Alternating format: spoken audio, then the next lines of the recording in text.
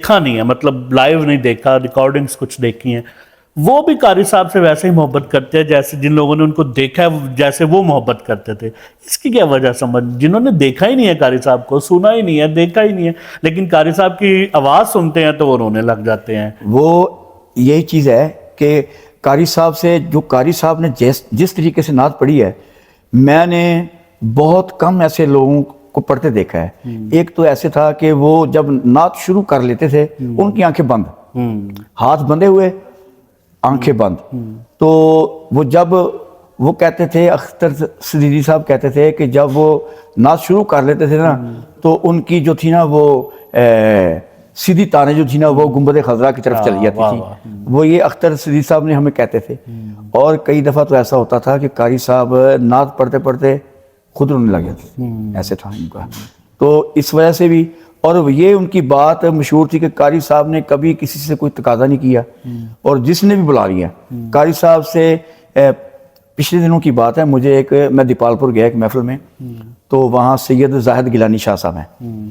وہ کہنے لگے کہ انہوں نے مجھے پچھلے سال شبرات پہ 4-5 سال سے میں ادھر جا رہا ہوں، تو وہ کہنے لگے کہ قاری صاحب کو ہم نے بلا لیا ادھر، تو قاری صاحب کسی وجہ سے نہیں آ سکے. وہ کہنے لگے ہم نے ایک محفل رکھی ہوئی تھی مہانہ، تو ایک دن وہ ان کو ہم نے اس وقت 200 روپیہ کرایہ قاری صاحب کو بھیجا کہ قاری صاحب آپ نے آنا ہے. وہ ان کو کوئی مسئلہ بن گیا، نہ پہنچ سکے. وہ جس دن ہم مہانہ محفل کرتے تھے نا تو اس وقت یہ بتی بند کر کے نا ہم وہ ذکر اذکار کی محفل کرتے تھے. کہنے لگے کہ ایک آدمی آتا ہے، وہ ویسے تو اندھیرا تھا اور لوئی لی ہوئی ہے، باہر اتنی بارش پڑ رہی ہے کہ وہ ہم نے کہا یہ پتہ نہیں کون آ گیا. ہماری محفل ختم ہوئی، ہم نے لائٹ آن کی تو دیکھا قاری زبیر صاحب آ کے وہ کونے میں بیٹھے ہوئے ہیں. اچھا. تو حالانکہ ہم نے تو ان کو بلایا نہیں، یہ تو ہماری مہانہ محفل تھی. وہ کہنے لگے کہ میں نے پوچھا قاری صاحب ہم تو اتنے خوش ہوئے کہ قاری صاحب کہاں سے اچانک آ گئے.